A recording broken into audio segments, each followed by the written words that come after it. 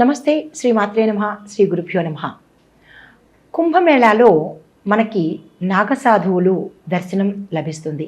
అయితే ఈ నాగసాధువులు పురుషుల్లోనే ఉంటారా, స్త్రీలలో కూడా ఉంటారా అనే సందేహము ప్రతి ఒక్కళ్ళకి వస్తుంది. అయితే ఈ నాగసాధువులు పురుషుల్లోనూ ఉన్నారు, స్త్రీలలో కూడా ఉన్నారు. వీరిని మాత అని పిలుస్తాము, అఖార అని కూడా పిలుస్తాము. అయితే ఈ కుంభమేళా జరిగే సమయంలో పురుష నాగసాధువులతో పాటుగా స్త్రీ నాగసాధువులు కూడా వస్తూ ఉంటారు. వీరిని మనము అఘోరి మాత అని, అఘోరి అమ్మ అని, మాత అని, అఖారీలు అని కూడా పిలుస్తూ ఉంటారు. అయితే సాధారణంగా ఈ నాగసాధువులు పురుషులైనా స్త్రీలైనా సరే హిమాలయ పరిసర ప్రాంతాల్లో వారు తపస్సు చేసుకుంటూ జీవనం సాగిస్తూ ఉంటారు. అయితే వీరు ఈ నాగసాధువులుగా అవ్వడానికి చాలా కఠోరమైన పరీక్షలను వీళ్ళు ఎదుర్కోవాల్సి వస్తుంది. పురుష నాగసాధువులు వారు దీక్షలో ఉంటారు, కానీ స్త్రీలు నాగసాధువులుగా అవ్వడానికి చాలా శ్రమ ఓర్చి కఠినమైన పరీక్షలను వీరు ఎదుర్కొని అప్పుడు ఆ స్థాయికి చేరతారు. అయితే మహిళా సాధువులు పురుష సాధువుల కన్నా చాలా తక్కువ శాతం తక్కువగా కనబడుతూ ఉంటారు. ఈ పురుష సాధువుల కన్నా భిన్నంగా కూడా వీరు సంచరిస్తూ ఉంటారు. అయితే పురుషుల మాదిరిగానే మహిళా నాగ సాధువులు జీవితం పూర్తిగా దేవుడికి అంకితం చేయబడుతుంది.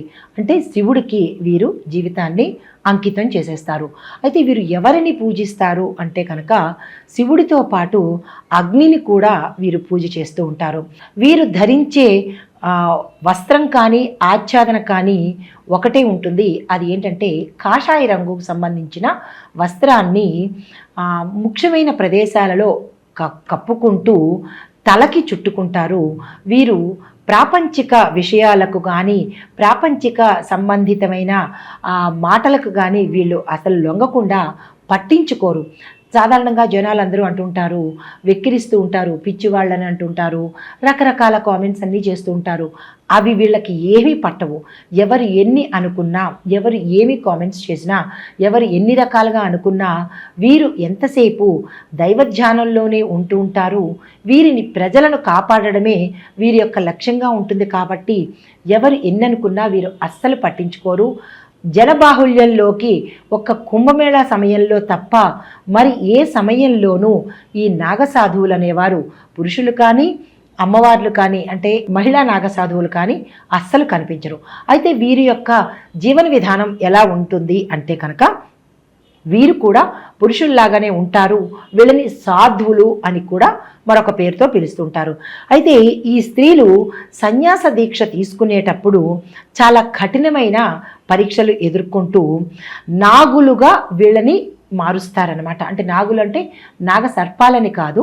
వీరు ఆ పరీక్ష నెగ్గిన తరువాత నాగ అనే బిరుదుతోనూ సాధువులుగా వీరు చలామణి అవుతుంటారు. అయితే అంతవరకు వీళ్ళు బట్టలు వేసుకుంటారు. ఎలాంటి వస్త్రాలు అంటే కాషాయ రంగుతో సంబంధించినటువంటి కొన్ని ప్రదేశాలను మాత్రమే కప్పుకునేటట్టుగా వస్త్రధారణ చేస్తూ మిగతా భాగాలను విభూతితో కప్పుకుంటారనమాట. అయితే ఈ మహిళా నాగసాధువులు తపస్సు చేసుకునేది హిమాలయ పరిసర ప్రాంతాల్లో తపస్సులు ప్రారంభిస్తారు. అయితే వీరు అఘోరాలని పిలువబడతారు అని చెప్పుకున్నాం కదా. అయితే వీరు కఠినమైన బ్రహ్మచర్య నియమాలను పాటిస్తారనమాట. పురుషుల్లాగానే వీరు కూడా బ్రహ్మచర్యాన్ని తప్పనిసరిగా పాటిస్తారు. అయితే వీరు బతుకుండంగానే వారి యొక్క పిండ ప్రదానం చేసేసుకుంటారు. అంటే వారు దైవాల్లోకి ఐక్యమైనట్టు లెక్క అన్నమాట. బతుకున్న వాళ్ళు పిండ ప్రదానం చేసుకునే హక్కు మనలాంటి సామాన్య ప్రజలకు ఉండదు. కానీ అఘోరీలకు నాగ సాధువులకు కూడా ఈ అవకాశము వారికి మాత్రమే ఉంటుందన్నమాట. దాంతోపాటుగా శిరోముండనం కూడా వీళ్ళు చేసుకుంటారు. శిరోముండనము అంటే జుట్టును తీసేసుకోవడం అనమాట, గుండు చేయించుకోవడము. అదొకటి చేయించుకుంటారు.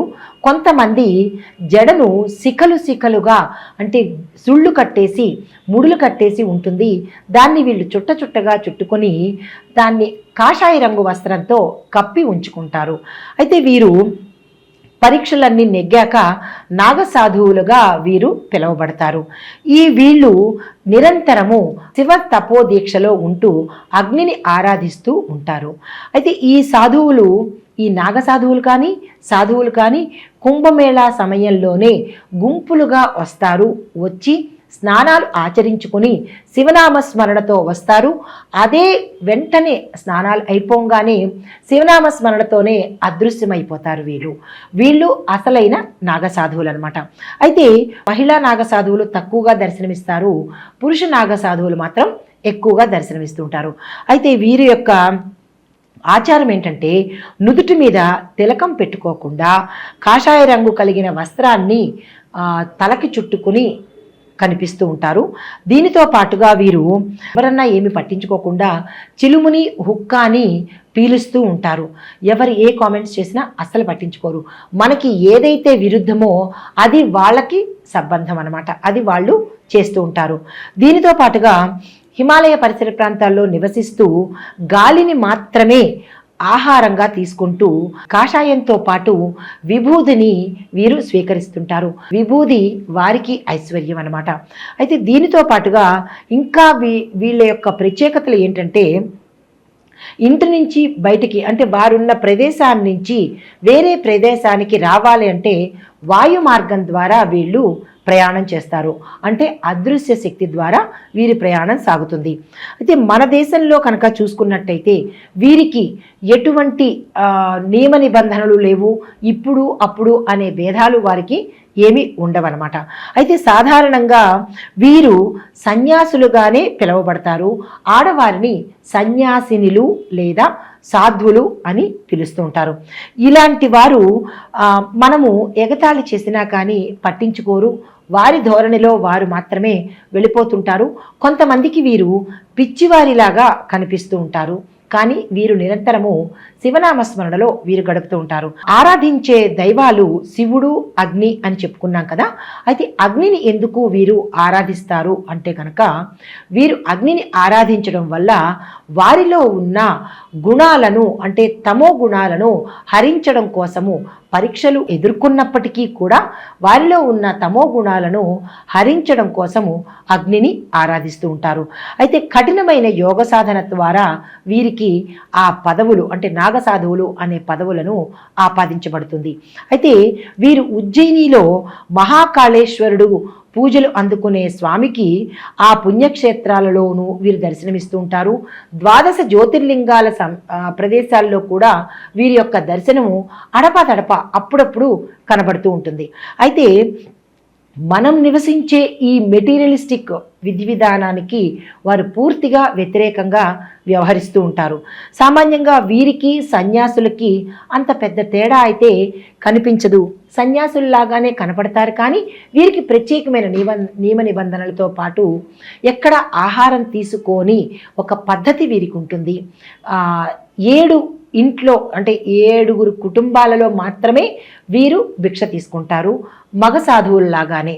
అంతే తప్ప ప్రత్యేకతంగా వీళ్ళు ఎక్కడ పడితే అక్కడ తినడం కానీ, కపాలాల్లో తినడం కానీ, లేదంటే మాంసాహార భక్షణ కానీ ఇలాంటివి చేసే ప్రయత్నం వీళ్ళు, ఈ నాగసాధువులు చెయ్యరన్నమాట.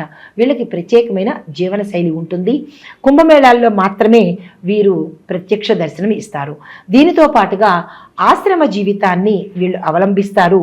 శరీరాన్ని గాలికి వదిలేసి నిద్రాహారాలు నిర్లక్ష్యం చేసి పూర్తిగా శివైక్యంతో, అంటే శివుడికి సంబంధించినటువంటి నామస్మరణతో ప్రాపంచికాన్ని వదిలేసి ఈ మహిళా సాధువుల యొక్క జీవన శైలి ఉంటుంది. ఈ కుంభమేళా సమయంలో ఈ నాగ సాధువులను దర్శనం చేసుకుని వారు స్నానమాచరించిన ఆ నదుల్లో కనుక మనం కూడా స్నానం ఆచరిస్తే కనుక విశేషమైన ఫలితాలతో పాటు పుణ్యాన్ని కూడా సంపాదించుకున్న వాళ్ళమవుతాము. ఆ సమయంలో వీరి దర్శనము అంటే సాక్షాత్తు శివదర్శనం కింద భక్తుల నమ్మకంతో పాటుగా అంత తాదాత్మ్యం చెందుతారు. వారి దర్శన భాగ్యం కోసము 12 ఏళ్ళు, 6 ఏళ్ళు, 144 ఏళ్ళు కూడా వేచి చూసిన వాళ్ళు కూడా ఉన్నారు. మనం కూడా ఆ కుంభమేళ సమయానికి వారి యొక్క దర్శనంతో పాటు ఇహపర మోక్షాలను సంపాదించుకుందాము. ఇది కుంభమేళాలో నాగసాధువులు ఆ మహిళా సాధువులు అఘోరీల యొక్క విశిష్టత, వారి యొక్క జీవనశైలి ఇలా ఉంటుంది అని మనం తెలుసుకున్నాం కదా. నమస్తే.